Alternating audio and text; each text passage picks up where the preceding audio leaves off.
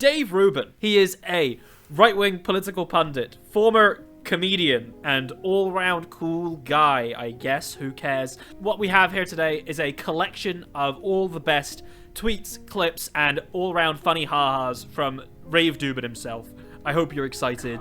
As you can see, I've done my best to dress as Dave Rubin. I couldn't really match the hair. I couldn't get it wafty enough. However, I've tried my best. I've got the suit, and I passionately believe I'm smarter than I am. To really set up Dave Rubin, I think what we need to go is, sort of the establishment of his core, the core meme around Dave Rubin, and that is the high-level ideas. Here is my personal favorite Dave Rubin clip. This brings me so much joy. It was their first public appearance together ever, and I have to say that my brain is still in recovery mode from taking in so many high-level important ideas. If the dial of ideas was turned to low for the last few years, it's quickly moving into the hot position. The dial is moving because the conversations we're having here are finally starting to leak out into the rest of the world. You can see it in his eyes, Hugh. His brain is just full of ideas right now. They're trying to escape. The glint. You can see the shine in his eyes. You know, that's the ideas. They're like bubbling. They're bubbling in his head. I've got to hear that again. It was their first public appearance together ever, and I have to say that my brain is still in recovery mode from taking in so many high-level important ideas. He's still in recovery mode, Cam. Stop. Sorry. My brain needs a moment. It needs to go into recovery mode. Give me a minute. Give me a second, everyone. Shutting down. Shutting down. Ben Shapiro just said women are women on the Joe Rogan podcast. I need at least an hour to process this. The high level ideas, Cam. I can't take There's it. There's too many of them. It's overloading me. What do I do? You can see his processor. That his brain is fucking overheating right now. High level idea capacity reaching 100%. He's like one of those cars where he needs a cooling agent, like a little spray on the side of it just to spray cool him down. The levels, they're so high. Oh my god, these idea levels, they're off the charts. The idea level is over 9,000. I just love it. The idea monitor is currently it's from low up to high right now. Now that we have Ben Shapiro and Sam Harris vibing, boom. This is the biggest time for ideas in history. We've got such thought leaders like Dave Rubin.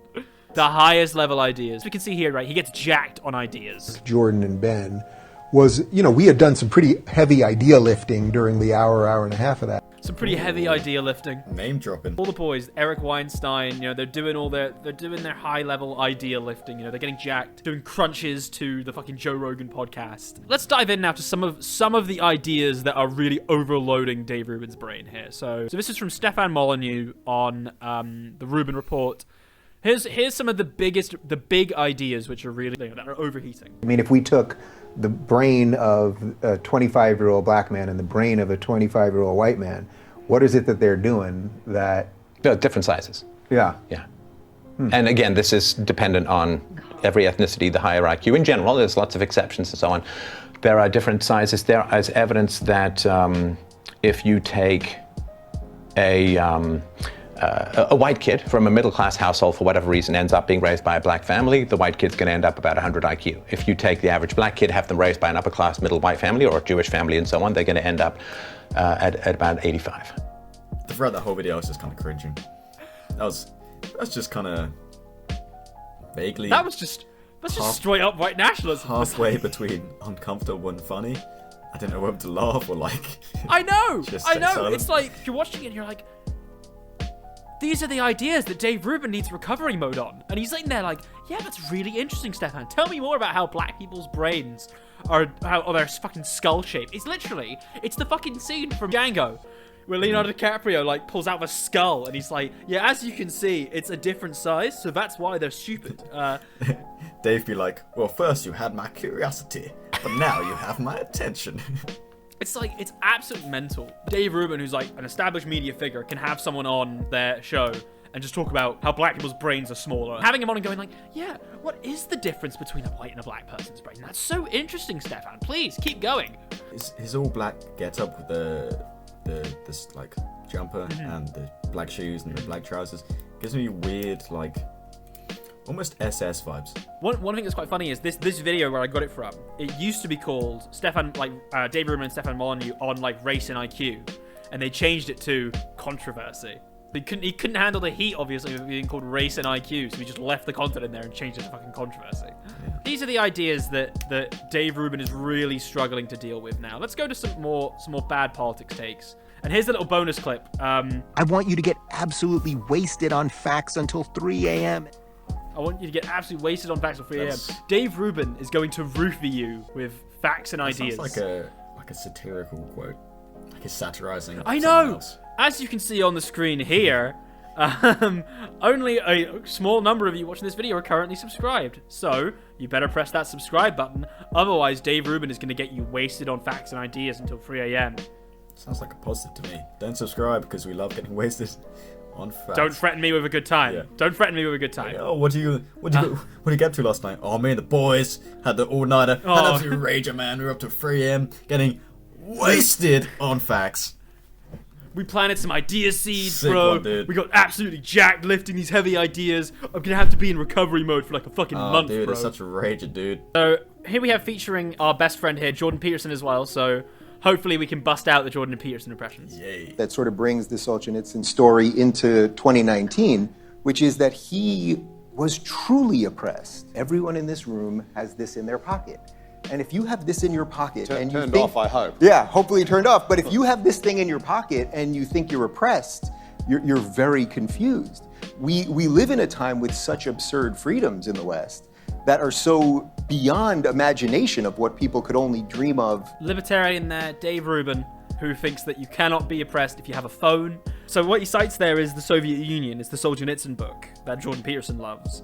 And the thing is, like, they could have just had phones. And they still would have been oppressed. I mean, in China they have phones, but they're still their phones still restrict to the point where like there is no real like freedom of expression. Like, what kind of libertarian makes the take? You have some freedoms, so you can't be not free. It's like, no. But yeah, interesting libertarian take there by Dave Rubin. Having a phone means you cannot be oppressed. Sure. Why don't we pick it up here? Let's have a rare hit by Dave Rubin amongst all his misses. Here's a hit.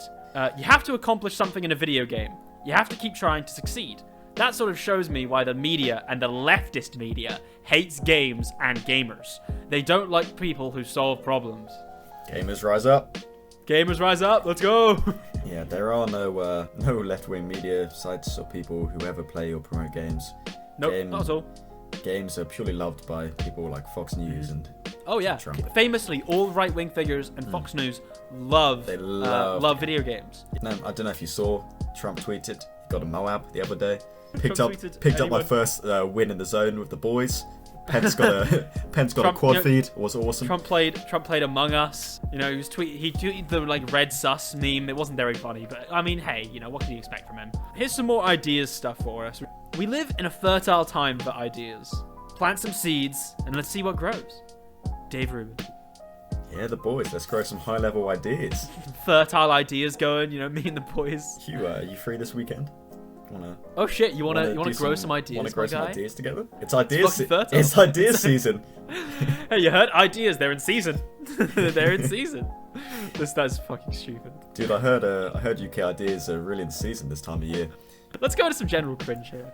So a senator using emergency powers. Where have we heard that before? Misa proposed. This is an accent.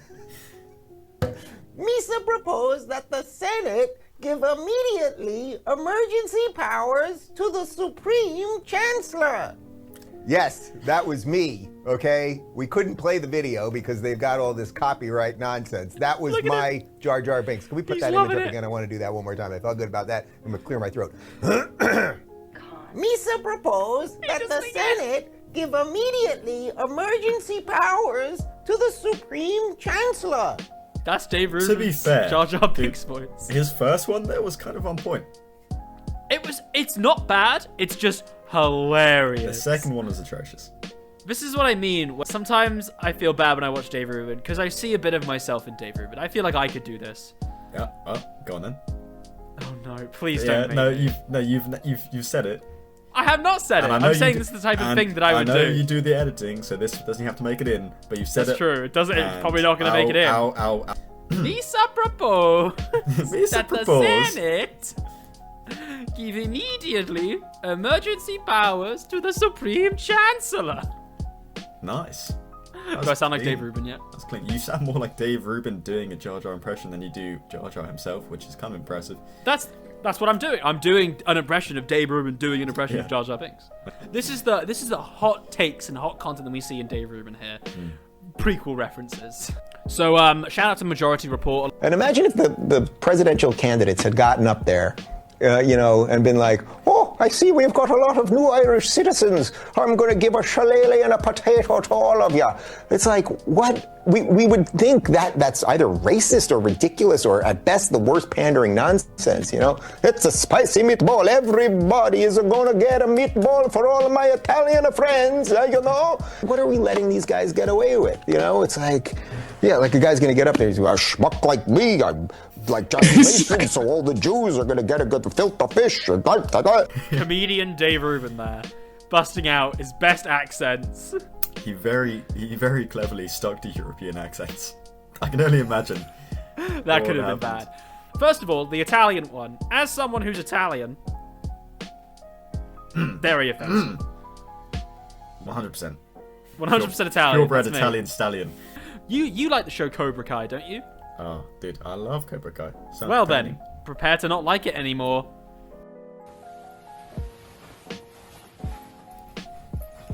Cobra Kai, that's right.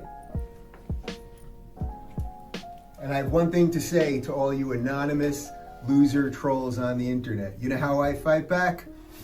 With my fist. No, Hugh, you're wrong. Not only do I like Cobra Kai just as much, I like Dave Rubin more.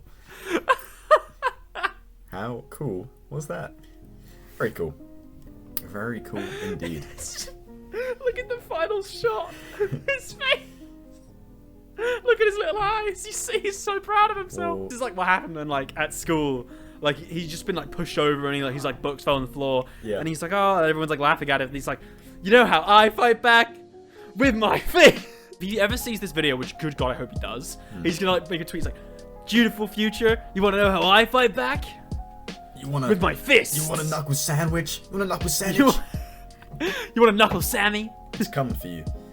Also, at the end, that kind of he didn't really commit to it. He kind of half leaned in. It almost. Yeah, there's not enough boisterous. I want to see him Let's see Dave Rubin now. He is the bravest boy.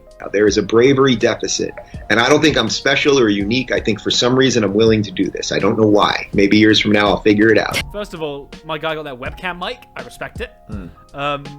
Second of all, Early hustle. there is a bravery deficit, and I'm just doing something about it. You know what that is? Jordan Peterson shit. He thinks he's doing such valuable work having Stefan Molyneux to talk about race realism or whatever the hell. Dave the movie knower. So this is to show Dave's knowledge of popular media. It's virtue. Every movie that you love, think of your favorite movie right now. Think of the great adventure movies of all time. Luke Skywalker didn't look for someone else to blow up the Death Star. He went ahead and did it. You know what I mean? Frodo didn't be like, oh, where's the ring? Where's the ring? Could somebody take this ring and get it to Mordor and drop it in the thing for me? No, he did it. He didn't just sit there as the victim. It's everything. Neo. What did Neo do? You know what Neo did. Those are the words of a man who forgot the plot of The Matrix. Come on, He's like, you know Neo. what? You guys know. What did Neo do? You know what Neo did. I don't need to describe what Neo did. I've totally seen that movie. I know what Neo did. When Neo, he took the ring and he brought it to the Death Star and he blew it up. I like to think that Dave Rubin's ideology and mind is entirely funneled through 8-year-olds power fantasy. Yeah, I'm Superman. I could take the ring to Mordor. More hot takes now from Dave Rubin here. Dave Rubin, science bad. Well, if we're going to say trust the scientists, which is a silly notion, right? There's a lot of evil scientists out there. There's a lot of bad guy scientists out there. Have you ever seen a science fiction movie? I mean, not every scientist is right about everything. And by the way, you know what happens in science? You're not going to believe this, guys. There are often discoveries that then get debunked by things after that as we get finer instruments and more information and the rest of it. Science is often in the business of debunking science. That's the beautiful thing, You know what's in science. You know what clip I'm thinking of? What clip are you thinking of? Along came Galileo and blew the nips off these guys, making Aristotle a stupid science bitch. Dave Rubin is just doing that, but with less pizzazz. This is the facts don't care about your feelings, epically wrecked lib. And he just goes up there and goes, guys, you ever think that, science has been, wrong before? And maybe it's like still wrong. It's just fun to see the arc of like Dave Rubin's like, these liberals, they just don't believe in science, man. Women are women. And then like now we're here and he's like, I mean, look, it's not really real. You just kind of feel stuff. You ever seen a movie, bro? Here's a really big one. This is quite a long one. Basically, on Dave Rubin's show, Ben Shapiro, they were answering a question, and the question was, would you, Ben Shapiro, bake Dave Rubin, who's gay, a wedding cake? Okay, so, I mean, my answer is... Well, I'm married already. Right, he's married already. But an anniversary... It was my anniversary last week. An anniversary cake would have been nice. Right, so the answer is no. And the reason I won't is because as a religious Jew, I do not participate in activities that I believe are sinful. But again, we live in a free country, and Dave knows this. But there's a difference between me just being friends with Dave and me actively participating in an event that I feel is religiously sinful. And I think this is how most religious Christians and most religious Jews feel. And while that's awkward, we're still friends in spite of it, which is why we're friends. Why is it that we're able to do that? Because you're weak, Dave. Okay, so if you wouldn't bake me a cake, that's okay. And now, if we were having an anniversary party, would you come? If I was inviting all the crew that we all know, and we were just an anniversary party, we're just having a party, and I'll even throw in some kosher food for you to make sure you don't have to bring your own food. Honestly, I'd have to think about it. In the same way. So that's interesting to me, because that's a different thing. Well, not really, because again, it's if you're a religious person, and again, take it from the religious perspective. From the religious perspective, the question is, are you glorifying something that you think is sinful? Yeah. So if it's a party for something that you think was originally sinful, can you participate in that? So from a religious point of view, that's an actual serious moral question. Yeah. Would I go out to dinner with you? The answer is yes, right? Because that's not actually like, let's celebrate something that I feel that you're doing is sinful.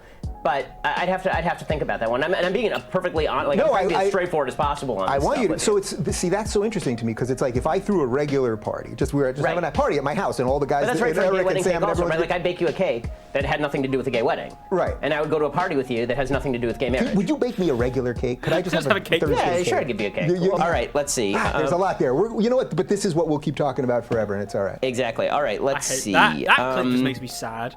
I think Dave really kind of wanted him to be his friend and come to his anniversary party. I know! Dave Rubin's like, look, I know you disagree with what I do, like, fine, but would you come to a party? He's like, nope. That's just like Ben Shapiro being like, oh no, I want you to burn in hell. I think you're awful, and I wouldn't make you a cake. Like, would you come to my party? I don't know, Dave. Question: are you still gay? Yeah. Then no. Then no. Is your husband there? No. But no. Like, this is when I want to go to him. I want to fucking slap him. Like, stand up for yourself. Like, oh, I think your lifestyle and who you are and who you love is disgusting and despicable. Oh, but still, we're buddies. Like, not disgusting, and you're a freak for doing it, and I really think you're gonna go burn in hell. Fuck you, and That's generally thinks. fuck you. But hey, buddy, see you next weekend, eh? Come on, see you on my show next week, right? Out. Yeah, hell yeah. You want to sell my merch? Hell yeah. I don't know how someone could say to you, I would not come to a party that you're hosting because of who you are intrinsically and how you are, like how you were born, and engage with someone. How could you do that? Here's some more Dave Rubin tweets here. So do you know James Lindsay? What, the king of your mum? Apparently so. So he said that basically anti-Semitism is increasing on the right because they're woke and they deserve it. Extra right-wing anti-Semitism is arising because a lot of Jews are nonsensically woke. And then Dave Rubin here, your premise is correct. Prager has been talking about this for years. The power we have in common, Dave, is listening to people. The people who are getting increasingly pissed off in anti-Semitic ways are all saying the same thing. An awful lot of Jews are woke. Vote for woke, support woke, etc. The problem is woke progressivism. He's obviously getting dogpiled being called anti-Semitic because he's literally just said, I mean, yeah, like, anti-Semitism is increasing, but, like, it's because they're woke. Like, they deserve it. And then he's like, well, I'm the king of your mom. King of your mum. Planter of idea seeds. Here we have, Thanos was a social justice warrior. Yeah, was he? No. This man's brain is fucking stuck in 2016. Like, he can't move. He's just permanently in, like, 2016 liberal cringe compilation, get epically wrecked. It's like, oh, yes, Thanos was a social justice warrior, bro. Move on. There's better memes. I don't want to move on. I want to know why. I want to know why. Why is Dave, why was Thanos a social justice warrior? Like, explain to me, is this canon? Is this official Marvel lore? No, you have to watch S.H.I.E.L.D. It's in the Inhuman series that got cancelled. It's in one of those shitty TV shows you're never going to watch. So, like, you know, Dave Rubin, he's done his research. His progression is so weird because he started off as a lefty person because he was on TYT. And then he switches to the right, grift, lots of money, makes sense. Then he starts but he was he wasn't religious. And then he was to Jordan Peterson, Jordan Peterson's made me really think that I think God is pretty cool, so his fan base wouldn't hate him. And I'm pretty sure that in at least about 4 years, when the grift starts running dry, he's gonna be yeah, no, Jordan Peterson convinced me not to be gay, I just think that it is sinful. Ben Shapiro's arguments, they really convinced me. And yeah, this has been Laughing at Dave Rubin. Let's have a little bit of just a retrospective here. I want you to take the reins here, because I currently need to be in recovery mode. There's been so many high-level ideas. Yeah, they're bursting from the seams.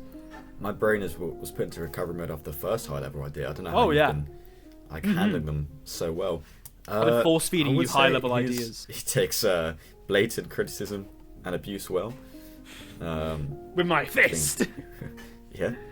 I mean, weird that he didn't use his fist of fury against Ben. Yeah, you'd think so. It's only reserved for online trolls, so we can't actually use it against. A troll right in front of him, to his face, said, "Oh, I deny your entire existence, and I think you're awful and sinful. And I hope you burn in hell." And he didn't fight with his fists. It's like that meme where it's yeah, I know, I am one of those gays. I know, pretty lame, but don't worry, I'm not like all those other ones. I wish I couldn't get married. I'm a good one. I'm one of the good ones. I love the idea of when you look at all the high-level ideas memes, because they're so funny. And then you think about, okay, what are the ideas he's talking about? Oh, it's Stefan Molyneux coming on and talking about how race is real. Oh, it's Ben Shapiro coming on and talking about how gay people are awful. These are the ideas that are churning his brain. And yeah, so this has been Laughing at Dave Rubin. I hope you've enjoyed. Yeah, on a serious note now, I think it's important whenever you're taking the piss out of Dave Rubin, you need to mention. So shout out to the Majority Report and specifically Michael Brooks. So Michael Brooks was a left-wing political commentator, and he relatively recently passed away very tragically. And a lot of these clips are from him. He was he was the name in taking the piss out of Dave Rubin. So rest in peace, Michael Brooks. I'd recommend checking anything out by them. There'll be lots of links in the description to all of these videos. Also, shout out to the Twitter account, Dave Rubin Clips. Some of these videos came from them. Very funny Twitter account. I'd recommend them entirely. And also, now's the good time to announce that. So we're currently on 700 subscribers. To everyone who's new from the surfs, hello, welcome. Hope you stick around. Hope you're enjoying what you're seeing. We will be doing a 1,000 subscriber live stream when we hit that one. A monetization party. There'll be lots of funny ha-has. There'll be me, Cam will probably drop in. We'll be playing some games, hopefully. It'll be a lot of fun time, so subscribe when you want to see that. Thanks so much for watching. If you've liked what you've seen, please subscribe, like, comment, throw down below any more Dave Rubin cringe. There's loads more that I haven't been able to collect. Yeah, let us down now to know what's your favorite Dave Rubin clip. And bada bing, bada boom. Hope you've enjoyed.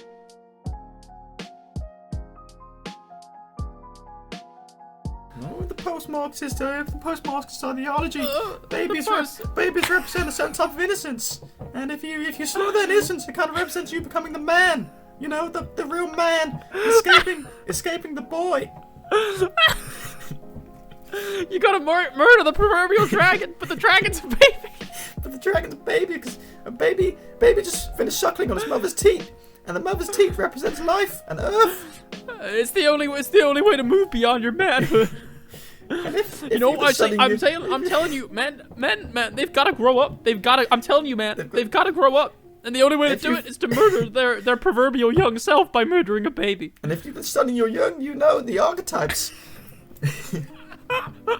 Well, you see, hypothetically, if we take the idea that being a woman is bad, which hypothetically it is, we have to accept the presupposition that you are a radical leftist Marxist, and I will not trust anything that you're saying. That's my pitch. Well, Ben, I kind of agree with a lot of what you say there, Ben. What is this comment? In the young archetype, Dave, there's always the archetype, the hero, and he has a sword. And now the sword is replaced by a phone, Dave. And so, with the phone, we can slay the oppressive government that's trying to keep us down. Mm-hmm. You know? When you read the Bible, there's a hero story. It's a story of great men, not women, great men, achieving incredible things, man. You've got to have it. You've got to have it, man. I don't think I'm very good at the Jordan Peterson impression. No, you are, Hugh. Everyone is. Keep doing it. Keep doing it for the people.